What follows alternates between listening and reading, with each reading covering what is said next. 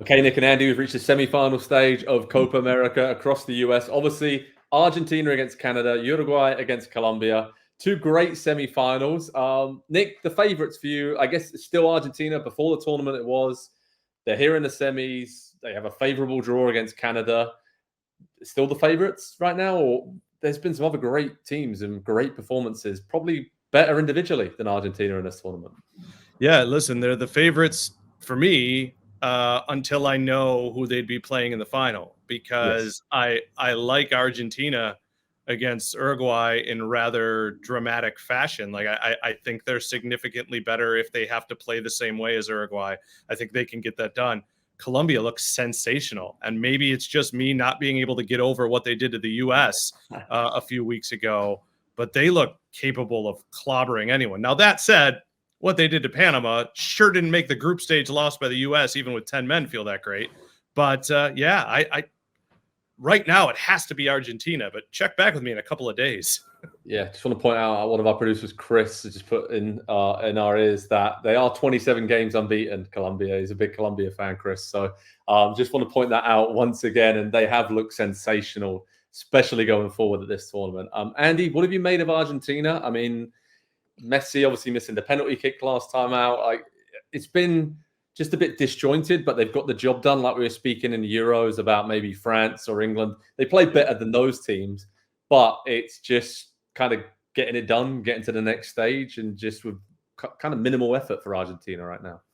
Yeah, it's the job at a major tournament, right? You gotta advance from the group stage. You got to do what you got to do in the early knockout rounds, and then you get to those later stages. And we've not seen a signature moment or a dominant display from Messi yet at this tournament. And I mean, I don't know about you guys, but I think that's always coming at some point at a tournament. And so whether that's semifinal, whether that's final, there's still a lot more to come from this Argentina team. What I really like about them is they have a lot of very different pieces that they can kind of interchange. I love what they've got going on at center forward, whether it's Julian Alvarez as more of kind of an industrious worker up top, or it's Lautaro Martinez coming off the bench, or if he's starting the game, he's going to be a little bit more goal dangerous, and he's going to be a little bit more creative alongside Messi.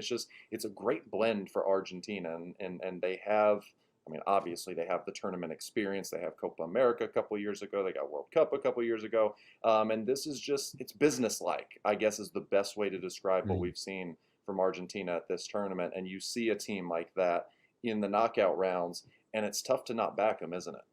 It really is. Honestly, it really is. And they obviously face Canada, Nick. And big shout out to Jesse Marsh and just the first few months in charge of the Canadian national team to get into the semi-finals of Copa. Incredible job. What have you made of them? Because they came up against Argentina, obviously, way back at the start of this tournament in the group stage. Lost 2-0, but had some chances. Didn't do themselves, didn't disgrace themselves against Argentina. So how will they kind of be approaching this game in the semi-final? Yeah, listen, how they have been. They're with a new manager with a good resume, who's, I think 6 games deep, 7 games deep in his tenure, but someone who rallies people around him, who has infectious energy.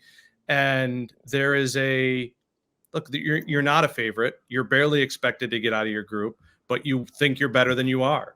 And that makes you better than you are. It's a collective experience with them. I don't expect them to win. To be frank, I think they got a Venezuela team who had caught lightning in a bottle and then lost that lightning. It's honestly what it felt like to me. But that said, right now they're riding a vibe, and you never want to face somebody riding a vibe. That's very true. I think we all predict that Argentina are going to win this one, though, right? I think unless it's a miracle, can go to penalty kicks and Canada prevails. I think that's their best opportunity, just getting a bit lucky sitting in. But they've had a great tournament, Canada, but I think we all expect Argentina to reach the final of this tournament in Miami. So Colombia against Uruguay, that is a box office semi-final. The way these two teams have played, the clashing styles, it's just going to be incredible, Andy. I think, again, we said Argentina got the job done, but these two teams have probably been the most impressive at this tournament, right? With the performances they put on, they can't argue with that. At a tournament with Argentina and Brazil, this is the matchup that I wanted more than anything, based on what we saw during the group stage and what we saw in the quarterfinals. These have been, you kind of put Argentina aside, put them in their own little category because of just everything that we just talked about. But the two most impressive teams, to your point, Joe, have been these two teams. And maybe the most impressive player is Major Tournament James. Welcome back. It's been a long time since we've seen James Rodriguez, at this level of the game and performing the way that he is. And it's a joy to watch, isn't it? Because when he burst on the scene back in, was it 2014? It's that long ago now.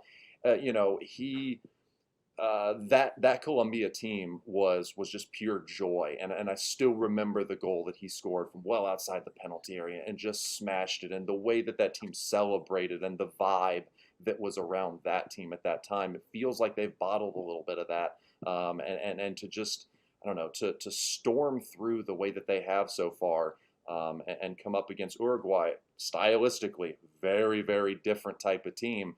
This is going to be a really, really interesting clash. I think we'll probably know, first 10 or 15 minutes, kind of which direction it's going to go. If Colombia are able to really spend a lot of time on the ball, or if it's getting a little bit physical, I think that might favor Uruguay a little bit.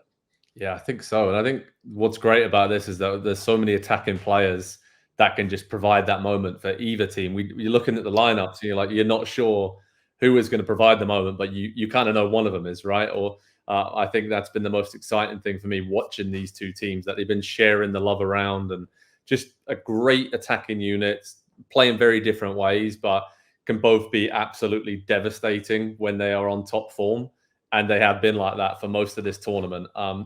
I do wonder, just Uruguay in this kind of environment, in sort of a semi-final, the way that they can grind it out like we saw last time out against Brazil. Obviously been down the man as well. I just wonder if they are maybe better suited to this situation, and they've been in this situation more than Colombia has in big tournaments in recent years. So I might give them the slight edge. Nick, prediction-wise, what are you going with for this one? I don't know. This is a hard one. It's very difficult for me because I just look at the sort of swagger we've seen from Uruguay. I really, really love specifically their spirit animal, which right now seems to be Fede Valverde, just a winner. I mean, we've seen him win everywhere, and he's done it in a fashion where he's usually not the most celebrated piece. Look, Colombia look as good as anybody in the world right now. It is a complete, dangerous, rip your head off sort of attack. But I just got a feeling that Uruguay is built for this too. So I'm actually going to go for a 1-1 going to penalties, and I'm going to take Uruguay to advance. Seems like a good prediction. Andy, what are you going with, mate? Yeah, I'm kind of leaning in the same direction. It gets more cagey, it gets more tense, it gets tighter and less open as tournaments go on. You get into the knockout rounds, and Uruguay, is maybe as well as any team in the world, can take a game in that direction, and they can 29 fouls the other night. 29. They can make it very unenjoyable for an opponent, and frustrate you, and kind of almost take the will out of you to continue to play and to fight and to scrap. And I think we're going to see that from them. And I think they're going to set up a final with Argentina, which is going to be, I think, is going to be absolutely incredible. Yeah, that would be. I'm actually going to flip-flop what I said earlier. I feel like Uruguay are better suited, but I just feel like Bielsa's teams, if you look over the years, when they're playing against ultra-attacking lineups, they will keep doing the same things and get punished. And I think that they might just come unstuck against, we talked about it earlier, Nick mentioned it, lightning in the bottle. This Colombia team has it right now. Whatever they do when they walk out on their pitch, they are full of confidence, not even thinking about what they're doing. I think that they're that good and that much in the groove. And I'm going to go 2-1 to Colombia, maybe in extra time as well. It's going to be really tight, two great teams, and I cannot wait for this semi-final to see who will face either Argentina or Canada in the final of Copa America. So head over to Pro Soccer Talk on NBCSports.com for team news, analysis, live reaction, and much more from these two semi-finals. It's going to be brilliant. Let's see who makes the final of Copa America 2024. Hi there, I'm Rebecca Lowe, studio host for NBC's coverage of the Premier League. Don't forget to hit subscribe to watch more videos all season long. And for even more Premier League content, from original series to live matches, head over to Peacock. And be sure to tune in for Premier League mornings every weekend on USA Network and on Peacock. We will see you there.